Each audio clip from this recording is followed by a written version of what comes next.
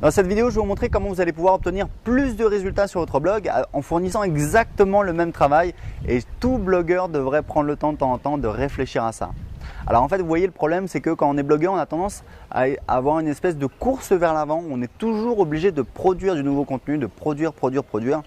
Et le problème, c'est que, il y a des techniques qui permettent de recycler le même contenu pour créer du contenu totalement nouveau et que vous allez même pouvoir vendre. En fait, c'est quoi l'idée? L'idée, c'est que on va prendre un contenu existant, on va le repackager, on va faire autre chose. Et vous savez, moi j'ai suivi plusieurs formations marketing sur les lancements aux États-Unis. En fait, il faut savoir quelque chose, c'est que quand on démarre un lancement, en fait, la première étape, c'est toujours de faire l'inventaire des ressources qu'on a. Et parfois, ça c'est un truc en marketing, simplement le fait de repackager quelque chose, de le présenter de manière différente, ça va permettre d'obtenir des résultats nouveaux. Donc ça, c'est quelque chose de très puissant et que vous allez pouvoir utiliser sur le contenu de votre blog.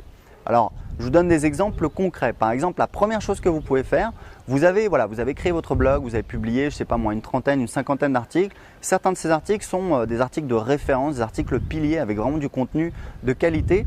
Ce que vous pouvez faire, c'est regrouper ces articles, les mettre dans un document PDF que vous allez pouvoir distribuer aux inscrits de votre newsletter. Ça va être un guide, un livre blanc que vous allez pouvoir distribuer qui aura de la valeur. Et il faut savoir que ce contenu, donc le fait que vous l'assembliez, qu'il ait une suite logique. Vous pouvez également trouver un illustrateur qui va faire une belle mise en page, qui va ajouter des illustrations. Ça permet d'augmenter la valeur perçue, si vous voulez, puisque vous avez d'une part un document qui regroupe l'information, donc pas besoin de chercher à droite à gauche. Vous avez une suite logique, ça peut permettre éventuellement d'arriver à un résultat. Il y a des illustrations, donc voilà, c'est une valeur perçue plus élevée. Il faut savoir qu'un document de ce type, avec des articles que vous avez déjà écrits, vous allez même pouvoir le vendre dans certains cas. Dans quel cas? Si par exemple, le fait de consommer ce document, de le lire intégralement, ça peut vous amener à un certain résultat bénéfique. Par exemple, apprendre la photo,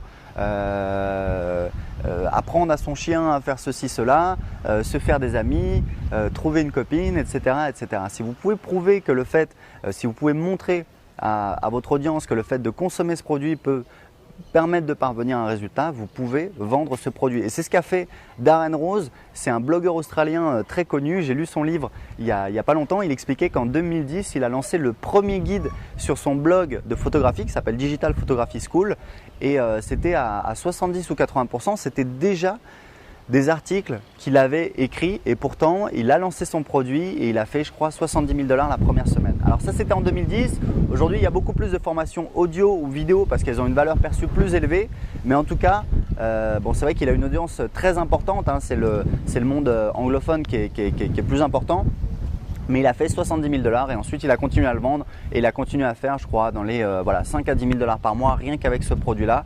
Donc après, il a créé d'autres guides, vous imaginez bien. D'autres techniques que vous pouvez utiliser, par exemple, il y a le fait si vous avez des interviews audio ou vidéo, ce que vous allez pouvoir faire, c'est que vous allez pouvoir en fait faire retranscrire ces interviews au format texte.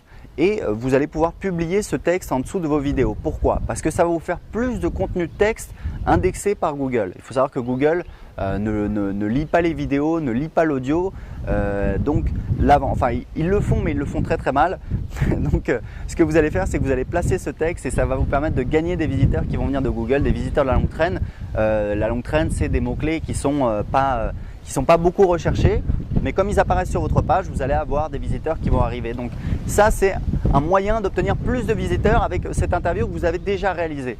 Et ce que je vous recommande, c'est de ne pas le faire vous-même parce que c'est vraiment un travail très ennuyeux. Moi, je l'ai fait au début. C'est de trouver quelqu'un qui va faire la retranscription sur Elance. Moi, j'ai quelqu'un qui me fait ça pour 1 $ ou 1 € de l'heure, de la minute, pardon. Donc ça veut dire que pour une vidéo de 15 minutes, elle va me facturer 15 €. Donc vraiment, ça ne vaut pas le coup de le faire moi-même. C'est ce que je vous recommande de faire. Un autre truc aussi très important, c'est par exemple ce que vous allez faire, c'est que vous allez prendre vos meilleurs articles, vos articles de référence, et vous allez en fait les mettre en follow-up dans votre newsletter. C'est-à-dire pour les gens qui s'abonnent à votre liste de diffusion, votre newsletter, ils vont les recevoir. Alors soit vous le mettez dans le corps de l'email, soit vous envoyez un email pour dire « Hey, va cliquer sur ce lien », ils cliquent et ils arrivent sur votre article, vous faites comme vous voulez. Mais en attendant, ça va vous permettre de vous assurer que vos nouveaux abonnés qui n'ont pas qui n'ont pas lu l'intégralité de votre blog parce qu'ils sont comme tout le monde, ils ont des choses à faire, eh bien vous allez leur mettre vos meilleurs articles sous le nez. Ça va leur faire aimer votre newsletter et ça va faire que quand par la suite vous allez leur envoyer des offres, des promotions par email, eh bien il y aura beaucoup plus de chances qu'ils cliquent pour ouvrir l'email et donc que vous fassiez une vente. Donc ça, c'est une petite technique qui fonctionne très très bien. Si vous avez du contenu de qualité, vous devez absolument l'envoyer par votre newsletter. Et je vais vous donner un exemple concret. Moi, il y a 3 semaines sur mon blog, je me suis rendu compte qu'en fait, il y avait un webinar que je donnais depuis 2 ans. J'avais un enregistrement. Un webinar, c'est une conférence sur Internet. En fait, vous avez une présentation PowerPoint.